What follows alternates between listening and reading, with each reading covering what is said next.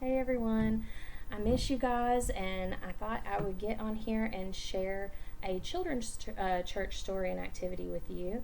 And so my pictures probably won't show up very great on here. I'll try, but sometimes it's hard for a screen to show up on a screen. But I'll try to show you the pictures. I'm going to read you a story, and then we're going to watch a little video, and then you'll have another video of me doing a couple of activities that you can do at home that goes with the story if you would like. So this story is called God's Messenger, and it's about Jonah and the big fish from Jonah 1 through 3 and Hebrews 1 through 2. God had a job for Jonah, but Jonah didn't want it. Go to Nineveh, God said, and tell your worst enemies that I love them. No, said Jonah. Those are bad people doing bad things. Exactly, said God. They have run far away from me, but I can't stop loving them. I will give them a new start, and I will forgive them. Jonah thought. And the more he thought he did not want to do this. No, said Jonah. They don't deserve it. I'll run away, thought Jonah to himself. Far away, so far that God won't even be able to find me. Then I won't have to do what God says. It's a good plan, he said, because as far as he knew, it was a good plan. But of course, it wasn't a very good plan, was it? It was kind of a silly plan, because can you really run away from God? I want you guys to think about that. Can we go anywhere where God doesn't see us? Can we think anything that God doesn't hear? Can we plan something in our mind without God knowing about it? God is all-knowing, which is pretty awesome because we can think of something and God can hear our thoughts, and we can ask him for something without even saying it out loud, and he can hear us, even though there is power in saying things out loud, which we've talked about in children's church before. It was a silly plan, but because you can't run away from God, he will always be able to find you. But Jonah went ahead with his not so very good plan. One ticket to not Nineveh, please, he said as he boarded the boat, sailing in the very opposite direction to Nineveh. And I don't know if you'll be able to see this. I'll try to tilt it. But here is a picture of him buying his ticket on the pier to not Nineveh.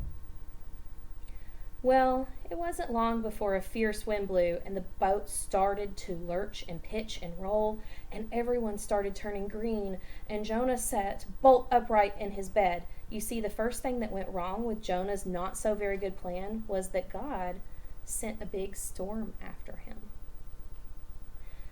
So the sailors couldn't sail their ship properly. We're sinking, they screamed. They started throwing everything that they could overboard, suitcases and food and big barrels, anything that they could find. By now, Jonah knew that the storm was his fault. Throw me over instead, he said. They were shocked. Throw me over instead, and then the storm will stop. The sailors weren't sure. It's the only way that you will be saved.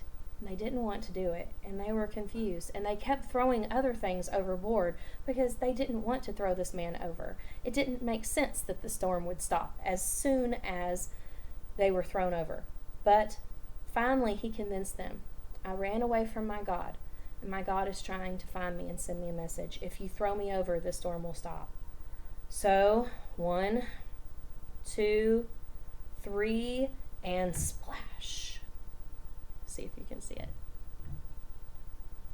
There he goes, overboard. No sooner that Jonah hit the water, the waves grew calm, and the wind died down, and the storm stopped. Just then, Jonah thought it was all over. Here was the end of his life. There was no way he would make it to shore on his own. He was out in the middle of nowhere, surrounded by nothing but water. But then God sent a huge, big fish to rescue him. You know, we often think about the fish or the big whale being a punishment to Jonah, which in a way, it kind of was. He was running away from God. He was not doing what he was asked, which we've all been in that situation where we have not done exactly what we were supposed to do or not done exactly what we were asked. But if God had not sent that big whale to gulp Jonah up, what would have happened? What would have happened to Jonah? So it was a way for him to learn his lesson, yes, but it was also a way that God saved him. God was there for him even when he wasn't making good decisions. So he swallowed him up with one big gulp. Now, what do you think it was like inside that fish? That was probably not very pleasant, was it? Jonah must have thought that he had died. He was in a dark place in there. It was probably like a tomb. It probably smelled like rotting food, and it was probably slimy like seaweed, and he probably wasn't really sure where he was. He might have thought he was dead. He was in the belly of that giant fish, sitting there in the darkness for 3 whole days. Now, we've been isolated in our houses here for several days. Could you imagine sitting inside that smelly, slimy fish for 3 whole days? And so Jonah had plenty of time to think. Plenty of time to think and decide that maybe his plan was not so good after all. Maybe it was a silly plan indeed. A very silly plan. He was sorry for running away from God, and he prayed to God from the inside of that great big fish and asked God to forgive him. So here he is sitting inside the big belly of the fish, and I don't know if you can see, but there are big, slimy, dead fishes laying all around him, and it probably was pretty stinky and gross. After those 3 days, the fish spat Jonah safely out onto a sandy beach. Just then, Jonah heard someone calling his name. Jonah? Yes, God. Go to Nineveh, God said. And this time, Jonah said, yes, God. And so he went straight to Nineveh, and he told everyone God's wonderful message. Even though you run far from God sometimes, God does not stop loving you. Jonah told them, run to him so he can forgive you, just like he forgave me. The people of Nineveh listened to Jonah, and they started loving God, and they learned to do what God said, to stop running away and to listen to him, to run to him, and to use him as comfort, just like Jonah. Many years later, God was going to send another messenger with the same wonderful message. Like Jonah, he would spend 3 days in utter darkness. But the messenger would be God's own son. He would be called the Word, because he himself would be God's message. God's message translated into our own language, everything God wanted to say to the whole world in one person. So we can learn a lot from Jonah, that even though things are hard, you don't think you can see that, there he is getting spit by the fish. Even though things are hard, sometimes things don't go the way we want them to go. Sometimes we are upset and want things to go a certain way or want to do our own thing, but if we listen to God and trust God, things will always work out in the end.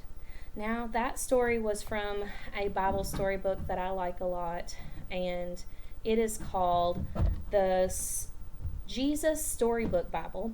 And if you want information on that, leave a message here and I can send you a link on how you can get that on Kindle or buy it on Amazon. It is my girl's favorite storybook because it tells the story in such a personal way. But we also, my girls, like to watch videos from Saddleback Kids, which is a YouTube channel from the Saddleback Church. And so now you're going to watch their version of Jonah, a cartoon version, and then I will show you some cool, fun craft activities that you can do to go with this story. Heroes of the Bible, Jonah. This is Jonah. Jonah was a prophet. That means it was his job to tell people what God told him to say. Yep. One day, God told Jonah to go to Nineveh because the people of Nineveh were doing bad things. But instead, Jonah ran away.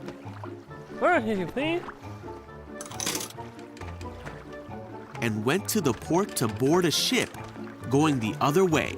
He was hoping to get away from God. He sailed for a place called Tarshish. While he was at sea, God sent a great and powerful wind over the sea that caused a storm that seemed like it would break the ship apart.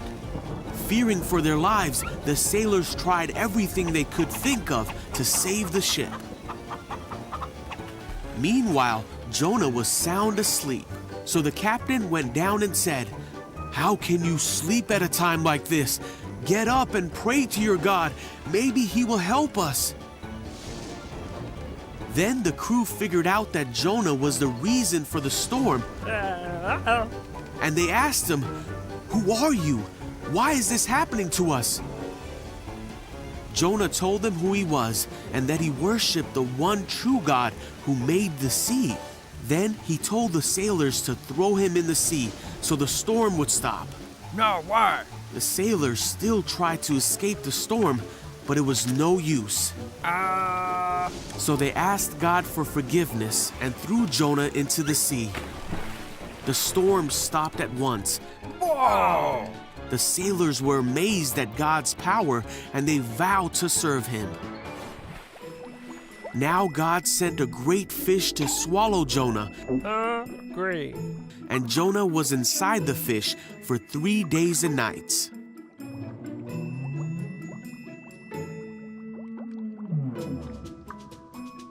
Jonah prayed to God from inside the fish, and God ordered the fish to spit Jonah out. Ugh, yuck. God told Jonah again to go to the city of Nineveh to tell them what God had said about them. I get it. This time, Jonah obeyed God and went to Nineveh to deliver God's message.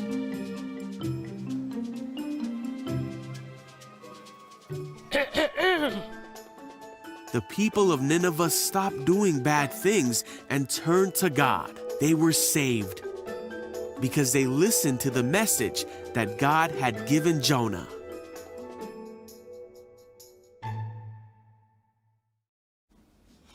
Okay guys, so we have read this story of Jonah and watched an animated version of the story of Jonah, and now we're going to create 2 little Jonah crafts. And the first one's a drawing, and it has a little secret to it. So right now it just looks like a whale, but when you open it, Jonah's inside the mouth of the whale, just sitting there contemplating his choices in life. So we have the whale all folded up, and when it unfolds, we have Jonah. And a lot of you have probably seen these little open up tricks before, but they're just a lot of fun to create. I'm going to teach you how to do that. All right, what you do first is you just fold your paper in half. Okay, simple. Then you're going to want to take this top half. So it looks like a paper card right now. You're going to take this top half and you're going to fold it back down. So we have it like this. So if you look at this finished one, you will have, so you see this is the flap that will open. So we have, again, if you missed that, we folded our paper in half. So it's like you're making a paper card. But then we took this top half and folded it down one more time. I've had kids in class at school make these where it looked like a turtle, and then the turtle had ate something, or it looks like a fish and the fish had ate something. So we're going to make a Jonah, and then Jonah looks like he has gobbled, or we're going to make the whale and it's going to look like the whale has gobbled up Jonah. All right, so I'm going to try to do this slow so you can see what I'm doing. We want it to look like this whale, and your whale doesn't have to look exactly like mine, but I'm going to show you how to make a simple one. We're going to want, and it's hard to see on the camera, but where the crease is, we're going to want his teeth. So I'm going to draw a line here and then draw a line here right on the crease.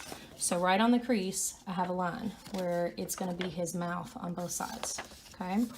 Now I'm going to draw just a simple rectangle on this side, breaking it down into pretty easy steps. Simple rectangle on this side.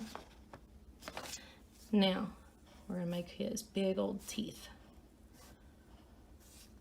Not positive whales have big old teeth like this, but for our picture, that's what he's going to look like. All right. Then, we're going to make the top of the whale's head and the top of the whale's body. We're going to do that on the top flap. That's just 1 ply thickness here, because we haven't folded this part.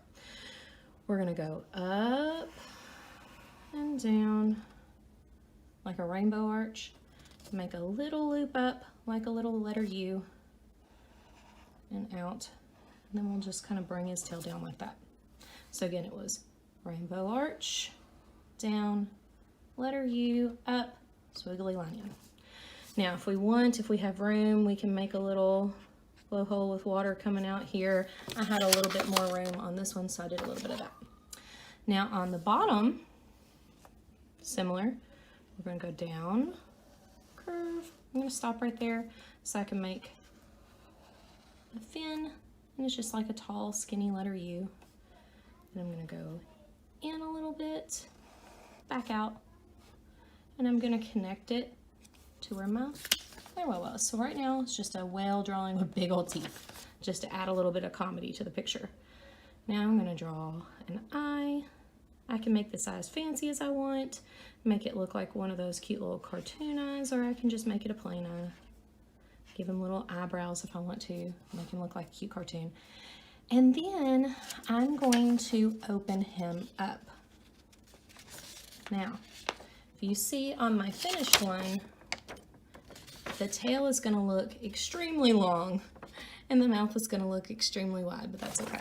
So what we're going to do to go ahead and start this illusion, we're going to connect the tail all the way up. It's going to make it a comically long tail, but that's okay. And then we're going to connect the inside of the mouth. So from here to here. So it looks like his mouth is stretched wide open. Now to draw Jonah, you can draw a little stick man in here. It does not have to be a complicated Jonah. I just made it look like Jonah was sitting in here, wringing his hands, wondering what he's gonna do. Now to make my Jonah, what I did is I started off with kind of a teardrop shape for his head wrap, and then kind of made it look like a little tie on his head wrap, and then extended the head wrap down. Then I drew his face in profile. Profile means the side view of a face. Now you could just draw a circle here and that would look perfectly fine. Again, you could even put a little stick person in here and you would be able to tell this was supposed to be Jonah and the whale. But I made a little profile view of the face like that. And I'll hold up so you can see what I'm talking about in profile view. A little bump for the nose. So line down, bump for the nose, another line down. And then I made a big bushy beard. I'm assuming Jonah had a big bushy beard. We'll poke it up for the eye, little line for the mouth, little straight line, because he is not real happy he got swallowed by that whale. Now to do his body, I just kept it simple. I did lines down with circles so it looks like he was kind of wringing his hands together. I did a curve for his back, and I did a little line up and line down to look like he's just setting. So I'll show you my color version. But again, a stick person inside Jonah's mouth would be just as cute. Little stick person screaming help would be pretty cute. Now, when I fold this up, again, it looks like a regular whale drawing, and then it's got that boom surprise of Jonah being swallowed.